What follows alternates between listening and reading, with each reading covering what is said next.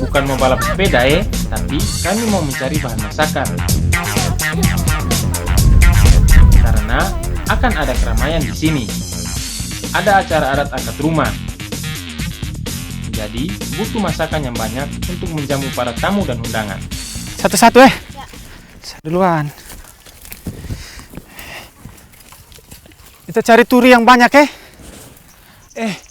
ini banyak nih, gawan nih. Ya, gawan yang Mbak nih. Saya ini saja Kita saya Bobi. Ada ikan apa Sapunya di sana. Mana sudah? Nah, ini dia bunga turi atau nama kerennya Sesbania grandiflora. Tanah Flores yang kering menjadi lahan subur untuk turi tumbuh. Warga umumnya menanam turi untuk diambil daun dan batangnya sebagai bahan pakan ternak. Sementara bunganya diambil untuk diolah menjadi sayuran. Yang diambil semua bagian bunganya, mulai dari yang masih kuncup hingga yang sudah mekar. Semua bisa dimasak dan enak dimakan. Mengambil bunga turi yang berwarna putih dan berada di bagian ujung tangkai ini ternyata sulit juga. Batangnya yang rapuh membuat kita harus berhati-hati dan tetap pegangan yang kuat.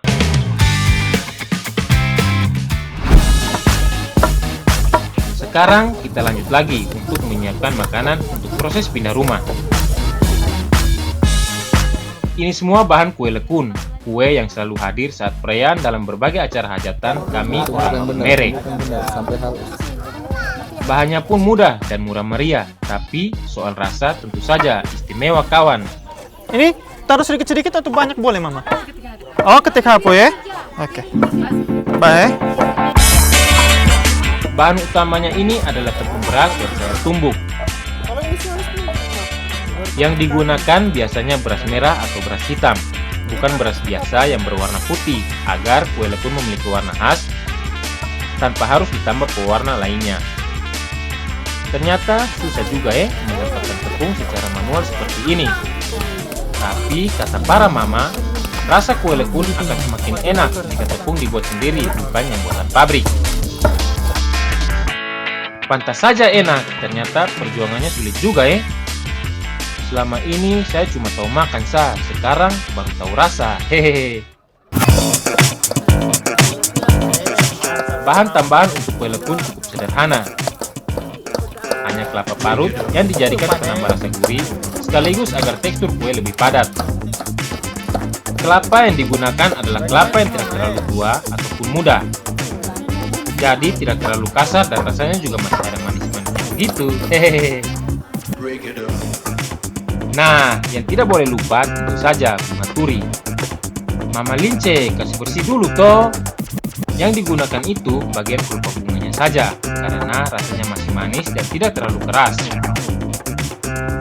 Pasto dari campuran kue lekun. Kue lekun dibuat dengan mencampur semua adonan menjadi satu dan diaduk rata. Pertama, kita campur gula dan kelapa parut sampai rata.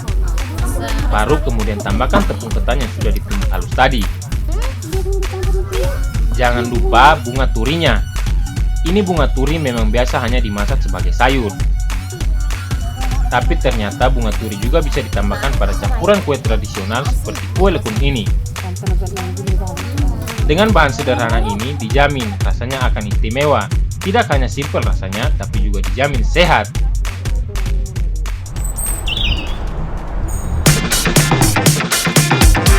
Kue yang juga harus ada saat perayaan surat acara adalah kue bolok pelagar. Kue ini wajib ada terutama saat pernikahan.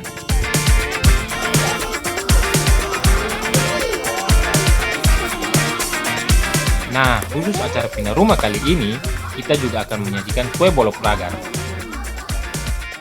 Bahannya juga mudah saja. Oh iya, biasanya kue ini berwarna-warni.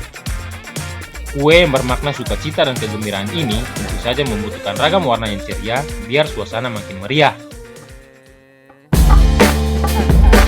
Kalau kue lekun tadi dibuat dari tepung beras, maka kue bolok pelagar ini pakai tepung ketan putih. Untuk dibuat adonan, tepung ketan yang sudah halus ini dimasak dengan air mendidih.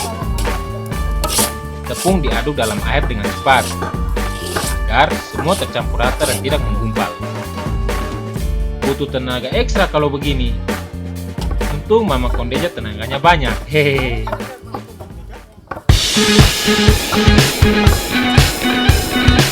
Adonan tepung yang sudah dimasak segera diadon dan diaduk kembali dengan minyak biar tidak lengket. Hei, buat apa ini mama? Itu pome-pome. Peme-peme? Harus kasih basah pakai minyak dulu kah? Supaya ini Oh, mulai iya. paragen. Oh, lupa reget ya.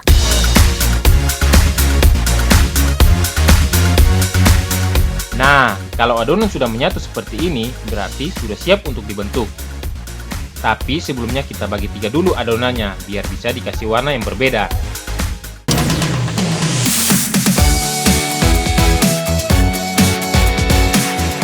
Nah, sekarang waktunya membentuk adonan. Caranya kita perhatikan Oma Ella. Adonan digiling dengan kayu bulat menjadi pipi dengan ketebalan tertentu seperti ini. Manggeri. Iya mama? Ala kang apa ba? Guling-guling. Oh, geling. Pakai ini bambu lagi. Iya. Makanya kita butuh meja kayu yang rata biar adonannya juga rata. Nah, kalau sudah digaris seperti ini, tinggal kita potong dengan pisau khusus yang disebut radar. Nah, kalau sudah dibentuk, tinggal digoreng. Menggorengnya harus dengan minyak panas yang banyak dan harus satu persatu, agar tidak lengket satu sama lainnya. Begini caranya. Harus hati-hati ya. Membaliknya juga jangan sembarangan, pakai sutil seperti sumpit ini. Ngeri-ngeri sedap juga ya membuat kue bola pelagar ini. Soalnya dari proses awal, prosesnya membutuhkan waktu yang lama.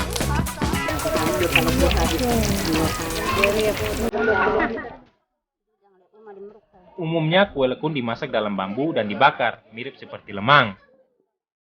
Tapi kali ini, kami akan memasak kue lekun di atas kuali tanah. Satu adonan dipipikan dalam daun pisang, kemudian dibakar di atas kuali tanah.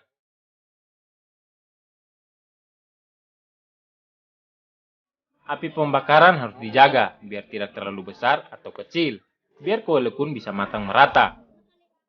Proses pematangan seperti ini cepat, karena adonan dibuat tipis sehingga mudah masak. Kalau begini dijamin acara angkat rumah jadi semakin seru, karena kami punya banyak makanan yang akan disajikan.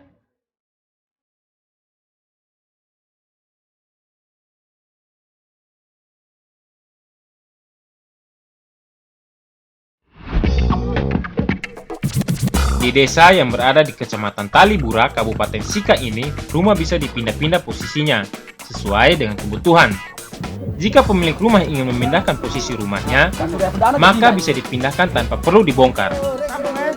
Rumah dipindah karena alasan keamanan seperti menghindari abrasi laut yang mencapai pinggir pantai.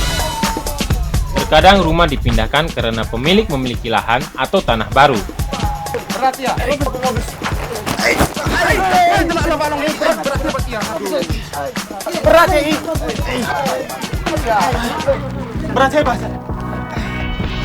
Sebelum rumah diangkat, maka isi rumah harus dikeluarkan terlebih dahulu.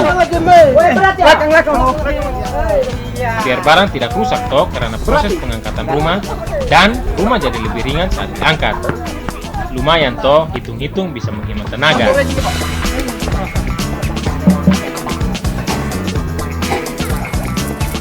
Upacara adat menjadi rangkaian pembuka acara angkat rumah. Doa dipanjatkan semoga proses angkat rumah berjalan lancar dan lokasi rumah baru bisa menjadi tempat yang penuh berkah bagi sang pemilik.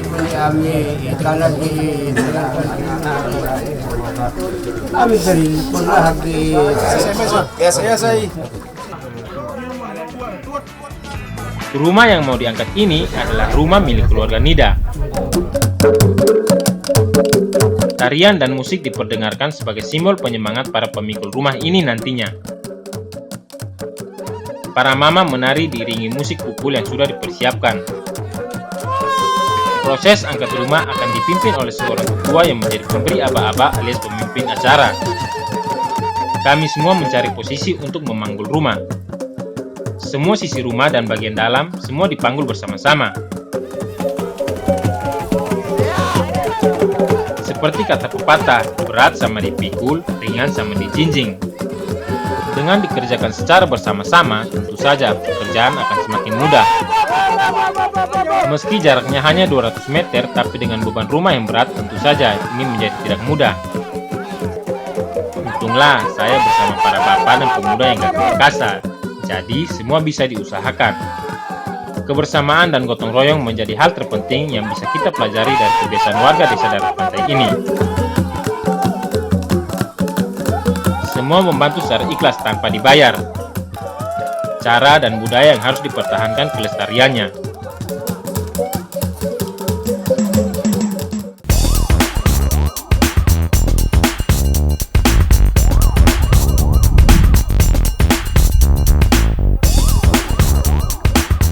Sebagai pelengkap, kami masih butuh bahan masakan lain untuk menjadi jamuan masakan angkat rumah nanti.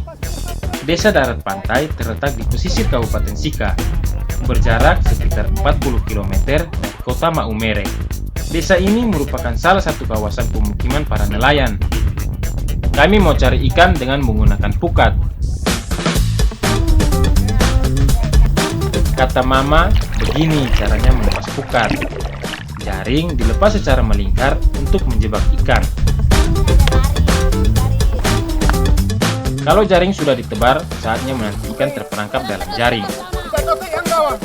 Biar makin cepat, kita bantu menggiring ikan agar cepat terjaring dengan cara berenang sampai memukul-mukul air. Nong Gary, coba. Iya, Mama. Ya foto-foto pukat ngai. Nurangi ani ambai. Kita tarik sudah ke Mama di Sorry teh. Orang hihi sekata lahin lai lo bolo. Iya. Ya siap no. Kalau sudah digiring, sekarang saatnya mengumpulkan hasil pukat kita.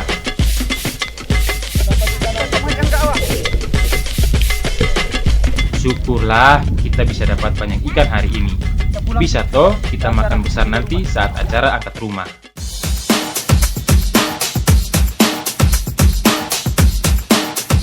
Semua bahan masakan sudah lengkap. Tapi tetap harus ada bumbu toh, biar rasa lawarnya makin sedap dan makin enak di lidah. Kalau lawar itu masakan kering, maka sebagai pelengkap kita kasih masakan berkuah. Komplit toh. Makanan kering dan berisi sayuran didapat dari lawar. Kalau lauk berkuah dari magewair. Iya, masakan selanjutnya itu kita kasih nama kuah asam. Bahannya ikan yang kami dapat dari Memukat. Ikan karang harus dikasih bersih dulu dan dipotong. Ukurannya kasih pas-pas biar semua dapat jatah toh.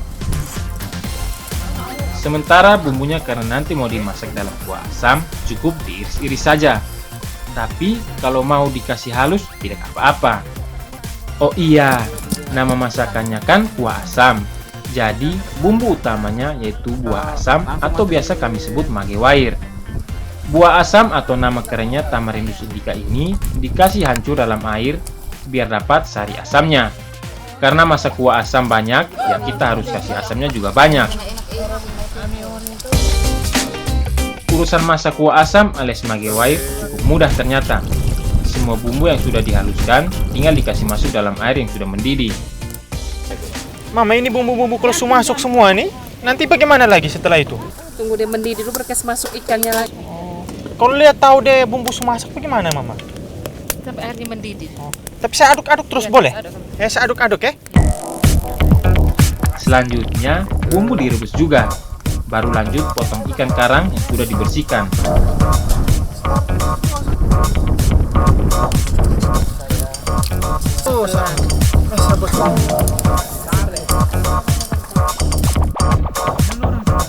Sebelum dimasak dan dicampur semua bahan, beberapa jenis sayur yang tadi sudah diiris dan dipotong ternyata harus direbus terlebih dahulu. Jantung pisang harus dimasak karena untuk membuang getahnya. Sementara daun singkong juga harus direbus agar teksturnya menjadi lebih lunak. Begitu pula dengan wortel. Selain itu, terong juga harus dibakar.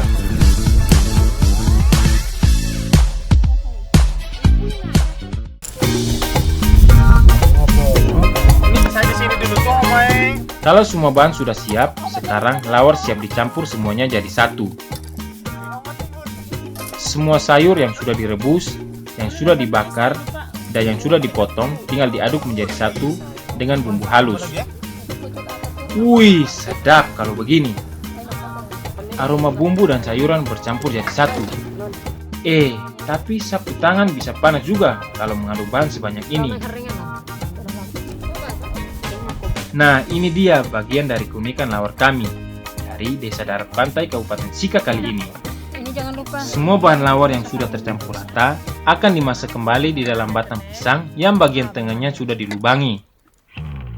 Pembakaran ini akan mengurangi kandungan air dari sisa perebusan dan pencucian sayuran. Selain itu, aroma dari batang pisang juga bisa menambah harum lawar jadi lebih menggugah selera toh. Butuh waktu sekitar setengah jam.